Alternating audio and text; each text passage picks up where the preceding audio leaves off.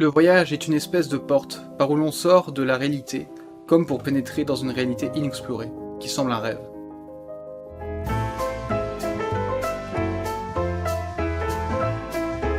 Bonjour à tous et bienvenue dans ce nouveau concept.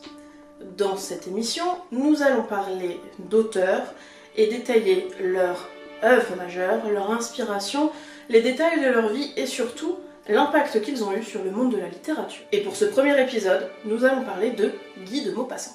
La vraie peur, c'est quelque chose, comme une réminiscence des terreurs fantastiques d'autrefois. Le style de Maupassant a été qualifié d'un réalisme doublé de fantastique et de pessimisme. On fait souvent l'amalgame entre fantastique et héroïque fantasy. Pour que ce soit clair, le fantastique, c'est l'irruption du surnaturel dans un environnement réel.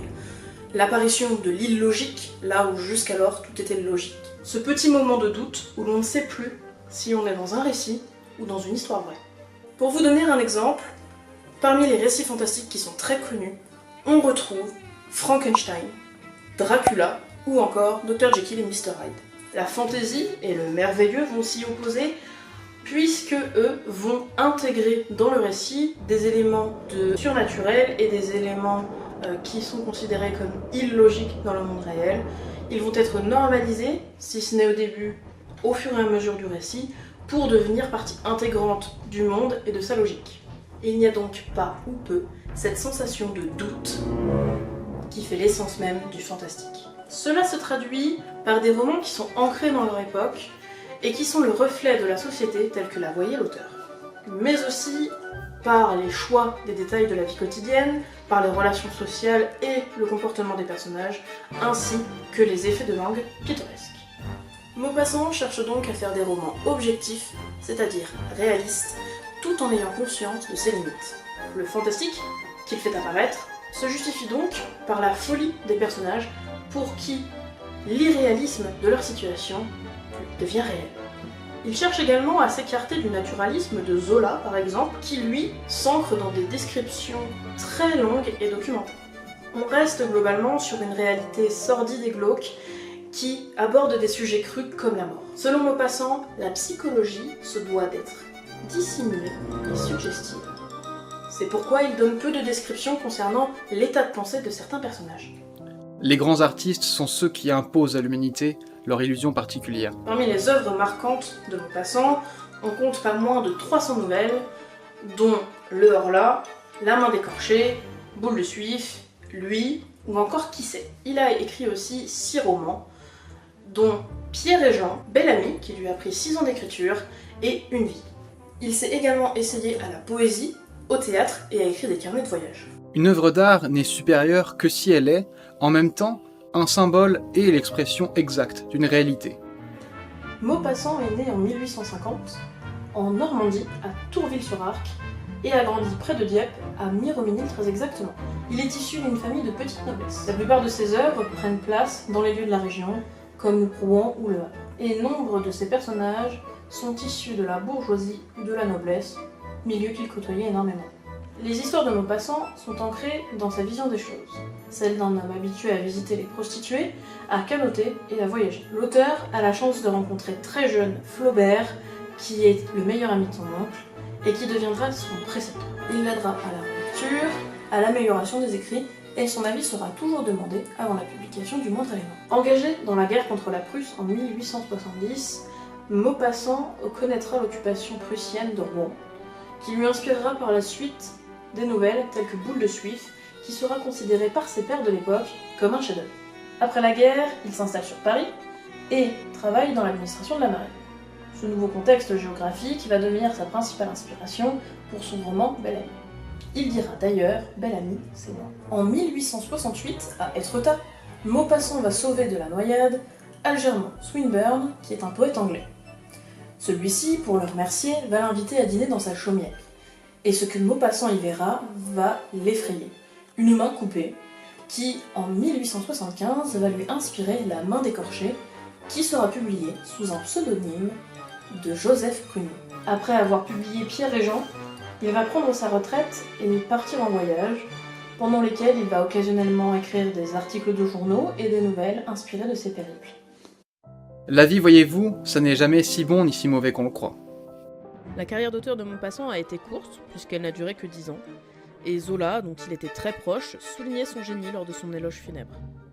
Son habileté à l'écriture du fantastique aura été comparée à celle d'Edgar Allan Poe lui-même. Et c'est sa proximité avec le naturalisme qui lui aura valu toutes ses éloges. Ce courant littéraire qui promeut la recherche, l'analyse et la description précise et documentée des éléments qui sont cités dans l'œuvre. Le réalisme des œuvres donne du crédit à leurs personnages, et c'est leur crédibilité et leur cohérence dans leur folie qui rend les œuvres de Guy de Maupassant aussi marquantes dans ce style qui est devenu le registre fantastique.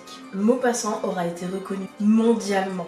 Ses écrits auront été très populaires en URSS ou même au Japon. Et il faut savoir qu'au Japon, il y a été publié jusqu'à ce que les traductions de ces textes soient bannies pour arrêter de choquer les gens. Au-delà des lecteurs, Maupassant a surtout marqué la littérature.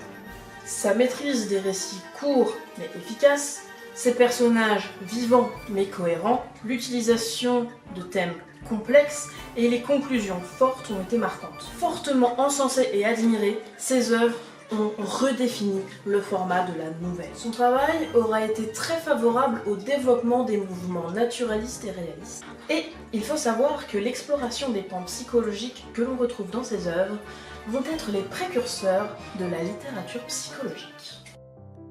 Le but du roman serait donc de nous forcer à penser, à comprendre le sens profond et caché des événements.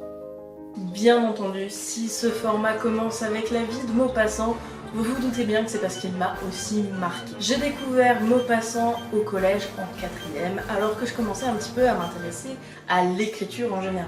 Et sa biographie, que j'avais étudiée justement pour les cours, m'avait profondément marqué, puisque pour la première fois, je voyais le lien entre la vie de l'auteur et ses œuvres, l'inspiration que la vie avait provoquée sur ses œuvres. Et bien entendu, parmi tout son travail, il y a une œuvre qui m'a le plus marqué, c'est La main d'écorché. Tout bonnement, parmi les quelques nouvelles que j'ai pu écrire, celle dont je suis la plus fière est une qui est très fortement inspirée de ce récit. Le surréalisme et le fantastique sont des styles qui me plaisent particulièrement.